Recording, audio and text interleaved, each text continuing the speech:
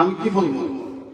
আমি কি আমির বলে আবার সূরা ফাতিহা পড়ে আবার আমির বলবো?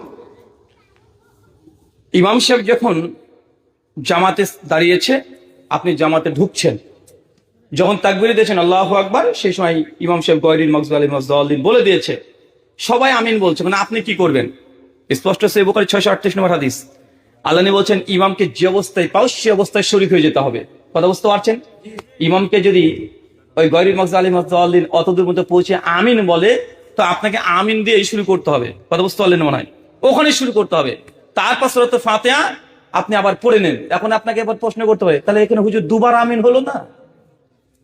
অনেকে বলবে না দুবার আমিন হলো না, তো এক রাকাত নামাজে কি দুবার আমিন বলা যায়? কোন হাদিসে আছে? এটা বাদ দিন। তাহলে ইমামকে আপনি বৈঠক অবস্থায় পেয়েছেন, মানে তাশাহুদ আত্মায়াতুর বৈঠকে রুকু পাননি, এখন বলেন সেই রাকাতটা গণ্য হবে? হানাফি শাফি কারো মতে রাকাত গণ্য হবে না। কিন্তু তাহলে এই দুইবার যে পরপর সিজদা দিলে এটা অতিরিক্ত হয়ে গেল না? হ্যাঁ, এটা তো অতিরিক্ত হয়ে গেল। বৈঠকটা তো অতিরিক্ত হলো, দৌড়লই না। কারণ তাদের উপর তো রুকু না পেলে রাকাত হবে না, কিন্তু সিজদাকে যদি পায় রাকাত হবে না। সিজদা ডবল দিচ্ছে কি দিচ্ছে না? দুইবার সিজদা দিল, রাকাত গণ্য না হলে হয়নি, তো এটা অতিরিক্ত হলো না কেন? কারণ ইমামকে যে অবস্থায় পেয়েছে সে অবস্থায় ধরো। ঠিক ইমামকে যদি আমিন অবস্থায় পান, আমিন অবস্থায় ধরবেন, তারপরে সূরাতুল ফাতিহা আবার পড়তে শুরু করে দিবেন। আবু হুরায়রা থেকে, জাবির বিন আব্দুল্লাহ থেকে সেই সনদে প্রমাণিত, সুনান তিরমিজি 311 এবং 12 নম্বর হাদিস, সাক্তার যে হাদিস, সেই হাদিসের মধ্যে উবাদা বিন সামিত থেকে প্রমাণিত আছে, ওই রাকাতের মধ্যে লা সালাতা লিমান লাম ইয়াকরা বিফাতিহাতিল কিতাব, ওই রাকাতের মধ্যে যে কোনো ভাবে হোক ফাতিহা আপনাকে পড়ে ফেলতে হবে। শুকরান। আচ্ছা, আরেকটা মাসালা ক্লিয়ার করে দিই, শোনেন। ধরেন ইমাম সাহেব রুকুতে আছে, আর সেই সময় আপনি জামাতে ঢুকছেন, যে আপনি রুকুতে যেতে গিয়েছেন আর ইমাম সাহেব উঠতে শুরু করে দিয়েছে। কত বুঝতে পারলেন চাচা?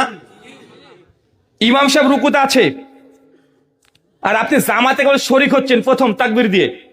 এখন আপনি মাজা ভাঁজ করেন, হাত দিচ্ছেন রুকুতে, আর ইমাম সাহেব তার আগে হাত তুলে নিয়েছে, তাহলে আপনি তো রুকু পেয়েছেন কি পাননি? বলেন।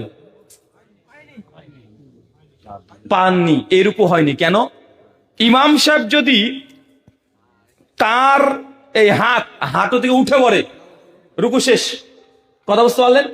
আর ইমাম সাহেব হাত রুকুতে এইভাবে আছে হাঁটুর ওপরে, তার আগে এক সেকেন্ড আগে যদি আপনার যদি হাত পড়ে যায়, নিজের হাত রুকুতে, তাহলে ওই রাকাত গণ্য হবে। কিন্তু ইমাম সাহেব যদি তুলে ফেলে কি হবে? ইমাম সাহেব রুকু পাননি, ধারতে হবে। ইমাম বুখারী রাহিমাহুল্লাহ জুজুল কিরাত ফি সালাত হাদিস নাম্বার